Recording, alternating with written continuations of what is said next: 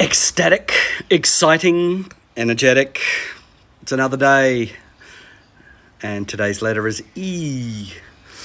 This is our Knowing Your Jargon series, or your KYJ series, and we do a letter of the alphabet, 5 different terms starting with each letter of the alphabet. Previously we've done A, B, C, D, and we're up to E. So today is the letter E. The first letter E is ectopic.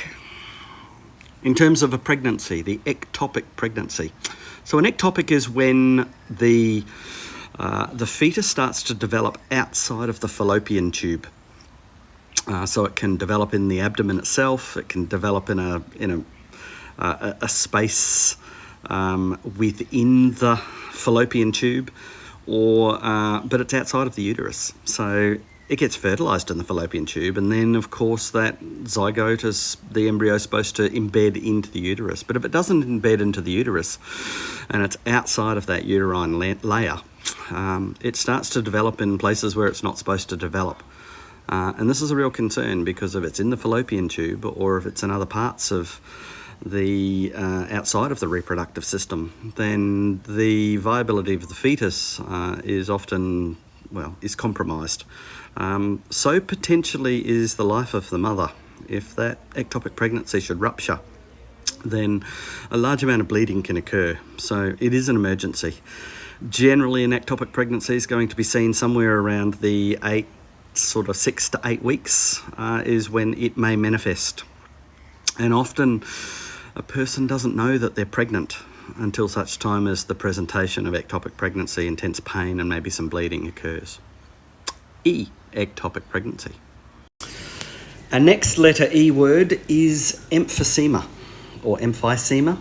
Emphysema is one of the 3 conditions that make up the triune disease that we often refer to as COPD, chronic obstructive pulmonary disease.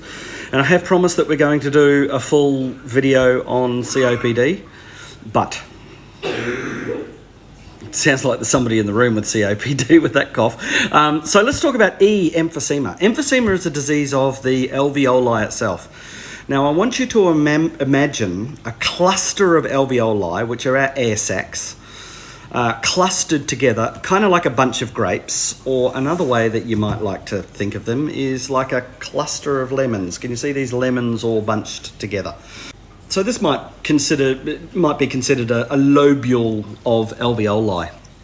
And what happens here is, in emphysema, there is a chronic inflammation, and the inflammation starts to cause the release of a number of inflammatory chemicals, and one of those is an enzyme called elastase.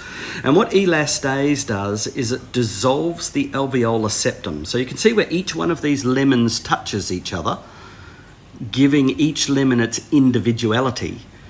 Well, where they touch each other, that's the septum. And if you could imagine an alveolus, the septum starts to dissolve, and all of these lemons become one great big bubble, rather than a cluster of, 1, 2, 3, 4, 5, 6, 7 lemons there.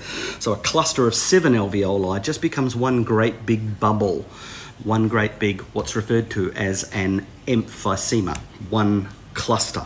Another word for that is a bulle, so an emphysema or a bulle. The disease is called emphysema, and it relates to the destruction of those alveolar septum. Now, without each alveolus, therefore, being able to collapse down and get the air out, gas gets trapped.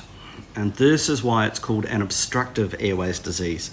There is a restriction to flow from narrowing of pipes and little bronchioles, terminal bronchioles that come feed into those alveoli. But most importantly, there is a total loss of elasticity. Think about this. Elastase destroys elasticity. So perhaps that's our third E word, elastase. So elastase is a protein. It's an enzyme that dissolves and destroys elastin. And elastin is one of those proteins that we have in our tissues that provide flexibility and stretch.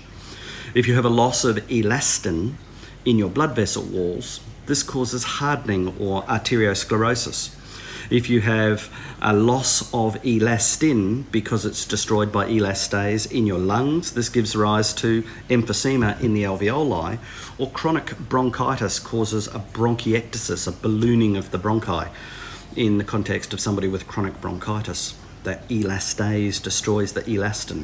As we start to age, we get elastin in our skin starts to degrade. With that loss of elasticity, we develop wrinkles, physical signs of aging.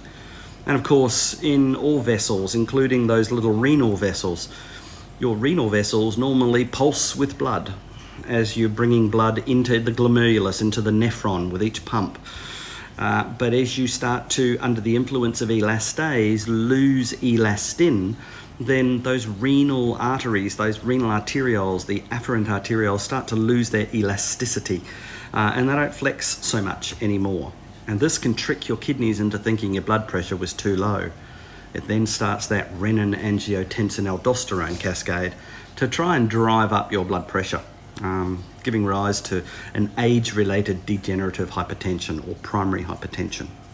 So there you go, there's 2 E words in the one bang. So we're at 3 E words there. Endothelium, that's an excellent word. The Brains Trust has told me I need to go endothelium. So let's do endothelium. Endothelium is the inside coating of an organ. So if you think of the inside layer of your heart, that's endothelium, specifically endocardium. If you think of the inside layer of a blood vessel wall, it's sometimes referred to as the tunica intima, but technically we're looking at a single cell layer of vascular endothelium, the coating that lines the inside of your blood vessels. The inside of your stomach, the rugated surface of the inside of your stomach is gastric endothelium. So endothelium, just a generic term that quite literally means the inside coating. Okay, our last E word for our E series is eosinophil. Eosinophil, which is a really good word because it's complex and it gives us a lot to go on. Eosinophils are one of our less numerous white blood cells. So when we look at the family of white blood cells that we've got, most white blood cells are neutrophils, about 60%. About 30% of your white blood cells are going to be lymphocytes.